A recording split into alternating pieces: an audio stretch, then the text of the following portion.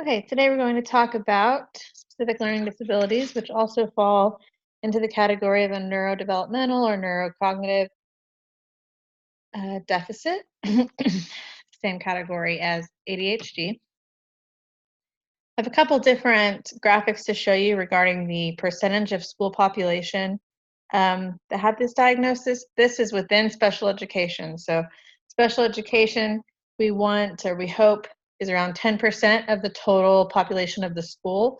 Within that 10%, here's how the numbers are kind of broken down. And you'll see consistently across all different types of data presentations that specific learning disabilities are the most prevalent category that children receive services under within special education.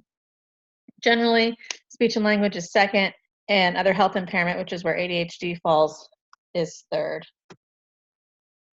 This is data from 2006, and you'll see there that specific learning disabilities are about 45%, speech language a little under 20, and then the third biggest category is other health impairment, as previously stated, which is where ADHD falls.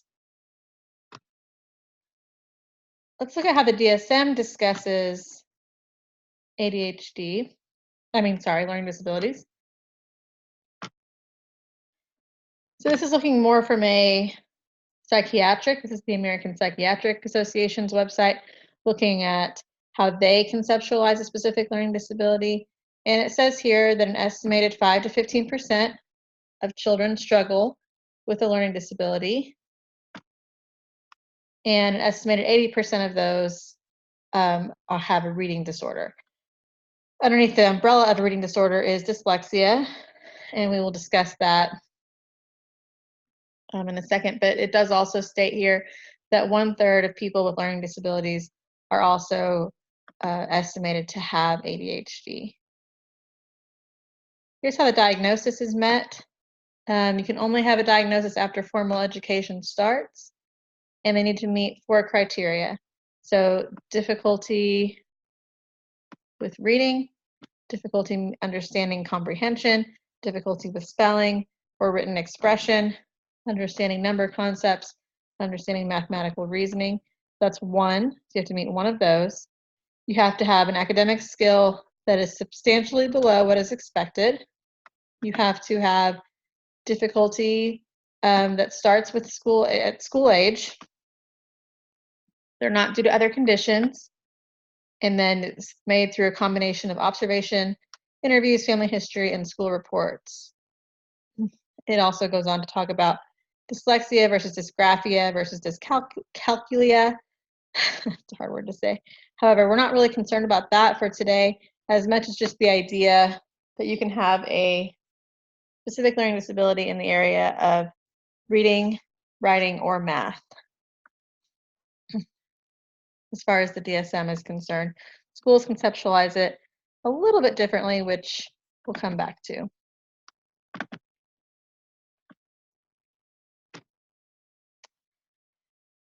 I'll come back to that IDEA definition in just a second. They do, the DSM does break up the types of learning disabilities into 3 categories: impairment in math, impairment in reading, and impairment in written expression. And those are the codes that you would use to have that as a diagnosis. One thing I want to point out before we talk about the differences between school and clinical diagnoses is that schools are bound by IDEA, Individuals with Disabilities Education Act, and that is a pretty narrow definition of what a learning disability is.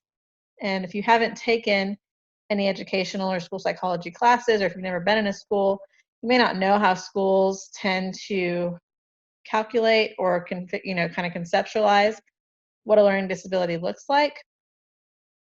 This is an example of a WJ, which is a cognitive assessment, cognitive and achievement assessment. An example of their printout that you get from the software that shows the achievement scores. So reading, these are just reading on this, but it shows what the student got on their various reading components versus what is predicted given their IQ. So this child had an IQ of 95, you can see that their actual achievement scores are right there around 95. This would not be consistent with a reading disability. What we'd want to see for a reading disability or any type of learning disability is what's called a discrepancy between the cognitive functioning of the child and their current achievement level. So maybe their IQ is 95 and their achievement is 70 in their disability area.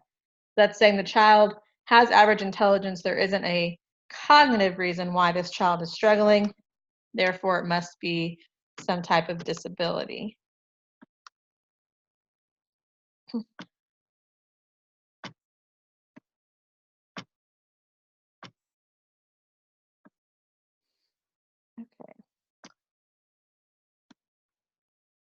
This is taken from IDEA law, which is federal law, all states are bound by. And here's the definition the IDEA uses for specific learning disability. So a disorder in one or more basic process involving the understanding of language, spoken or written, is not due to other issues such as brain injury. And the second part here is where schools can get hung up. Schools have had lawsuits based on this second part of the definition. It says specific learning disability does not include learning problems that are primarily the result of visual, hearing, motor disabilities, intellectual disabilities, emotional disturbance, or of, most importantly, environmental, cultural, or economic disadvantage. Now, if you look at the children who end up getting placed in special education, the vast majority will be from parents who don't have a lot of resources, maybe to get them help or to get them tutoring or to sit and do homework with them. Some cultural issues. A lot of times there's a familial history of special education and then environmental deprivation. So if the school hasn't addressed these things, let's say the kid has moved 6 times in 3 years. They haven't had consistent exposure to education or consistent exposure to a curriculum, they will have a harder time, and we can't say that's a disability, right? What if they don't speak English? If I put you into school, public school in Portugal, I'm guessing you would have a hard time keeping up and may even look like you have a disability. And so ruling these things out is really important. The Oklahoma Special Education Handbook. So this is what Oklahoma is bound by. Again, coming back to federal law, it's the Special Education Handbook.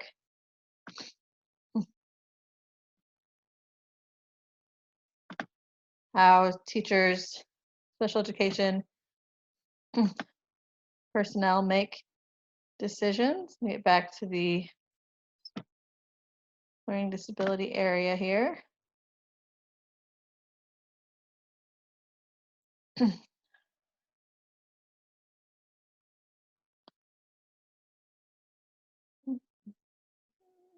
right, should be next here.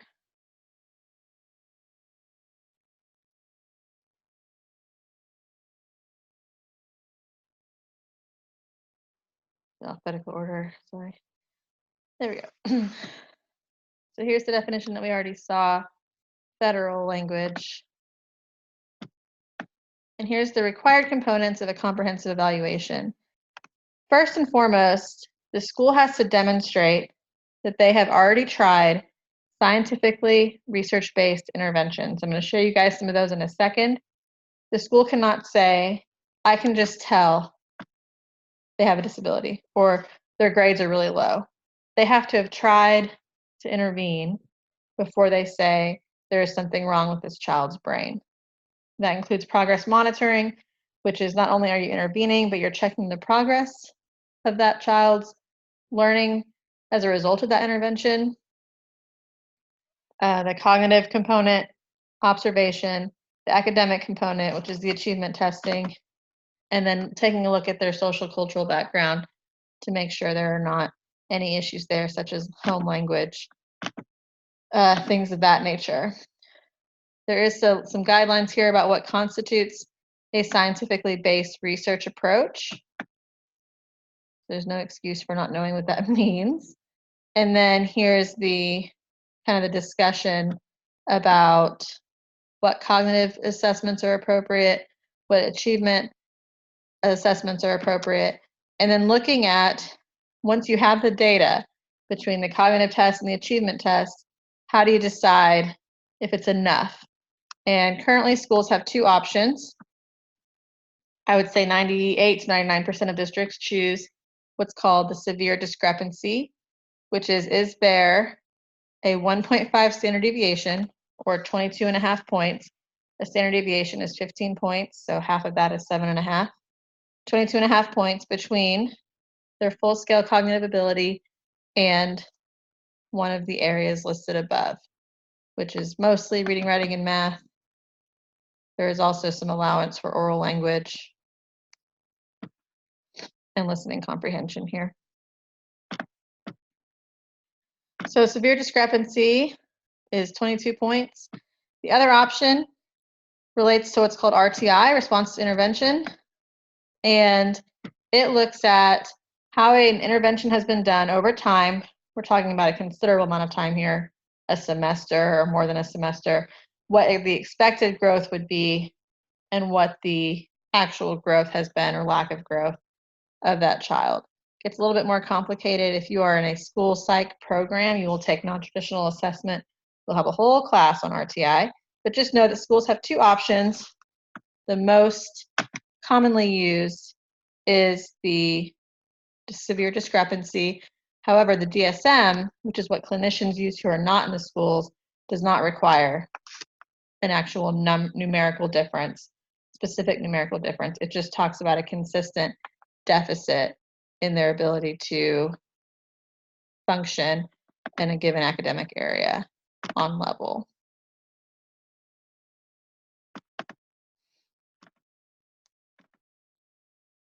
Okay, so once a child has met criteria for special education, the treatment is special education. If you think about the goals of special education, the goal was, let's say you have a child who's reading 2 years behind the rest of the kids in their class. So they're in 4th grade, they're reading on a 2nd grade level. And as you know, as children grow, their reading ability will affect their ability to function in every subject, right? Because you've got word problems in math, you've got history textbook, science textbook, social studies textbook. It's all reading. So if you can't read on level, you're going to have trouble accessing curriculum in every subject area. So you go to special education, let's say you go 30 minutes a day. In that classroom, you get smaller ratios. You might have 6 or 7 kids in there as opposed to 25. You have more time on your assignments.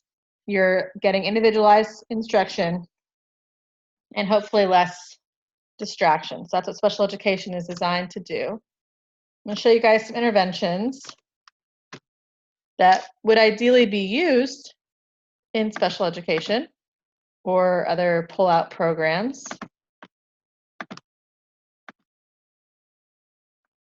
So this website is called Intervention Central.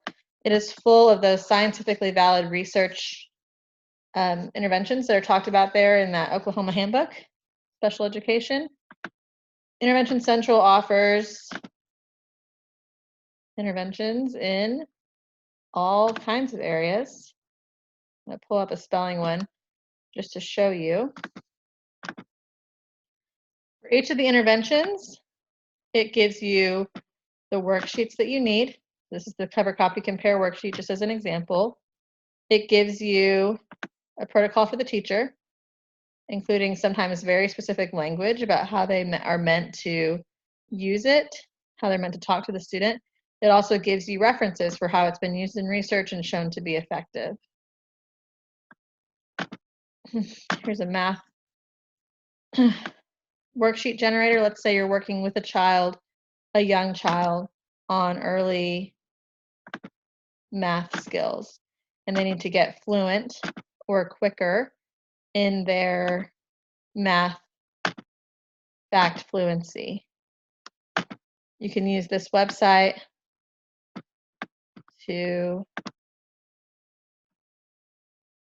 give children a quick and easy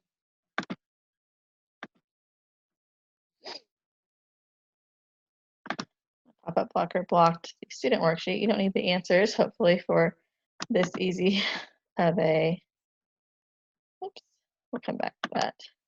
So it should give you 2 copies. My pop-up blocker blocked it, but it gives you what the answer is so that you can grade it, and then it gives you the student copy, which would be blank, so that they can figure it out. And you can time them. There's different ways to use that in interventions and go from there.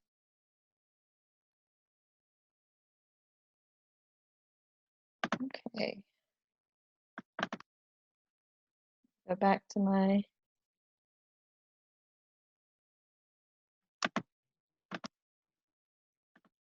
apologize if you are seeing some flashing screens. It's pretty crazy. Okay, so the last thing that I wanted to talk about was why some of the special education numbers, particularly in specific learning disability, have gone up so consistently, and why some districts or some states have moved away from that discrepancy model that I just discussed. So the discrepancy model uses an IQ test, which is nationally normed, right? We've given this test to thousands of kids across the country, and that's how we've decided what average is. And then we have the achievement test, which is also given based on national norms to decide this is what a second grade reader should look like. Here's an average score in reading fluency for a 7-year-old across the country.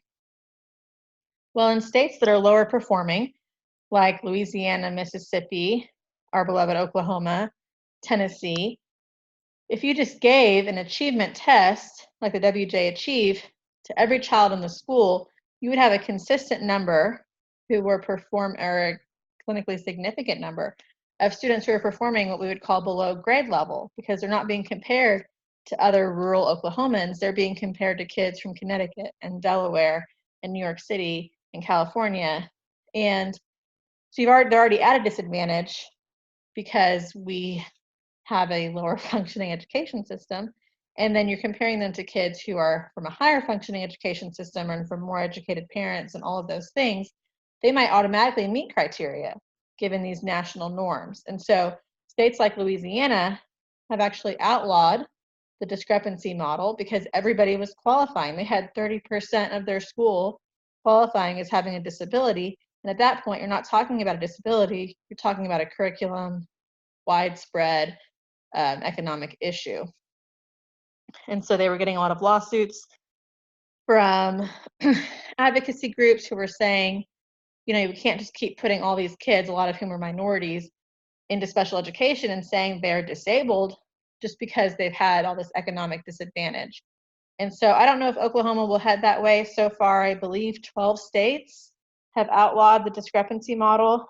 They're moving to that RTI model that you will learn about if you take non-traditional assessment, because it's more fair to the child to be getting extra help every day, see if they can catch up, versus, oh, okay, this kid's behind. Let's wait on a wait list for 3 months to get tested and then see if they meet some magical arbitrary discrepancy between their cognitive assessment and their achievement assessment. Who it's really unfair to are kids who have a low IQ. I'm not talking about below 70, because that would be an intellectual disability, but kids who have an IQ of 75 to 80, they have to score really low. Think about 22 points below 75 is going to be 52, 53. They have to score 52 on reading to qualify. And that is very, very low. If they have a 75 IQ, their reading score is 65, I guarantee you they're struggling in the classroom. Every day is hard, but they're not going to meet criteria for a specific learning disability under the discrepancy model. Under the RTI model, they likely would. And so more and more states are moving that way. I think it's definitely a lot better for children. The research is a lot better. So I think we're heading that way. But just for now, the takeaways are that specific learning disability is found both in the DSM and in special education law. The DSM does not require a specific point discrepancy. It does talk about a consistent deficit in specific academic skills given that are not attributed to other cognitive issues. The schools do require generally a discrepancy between cognitive scores and achievement scores, and there is plenty of information out there, free resources for evidence-based intervention. Schools are responsible for supplying data that indicates they have tried evidence-based intervention before they even start the evaluation process for a specific learning disability. And they have to rule out other factors that could be contributing to the child's lack of academic success. So I hope you find that helpful, and we'll be in touch next week.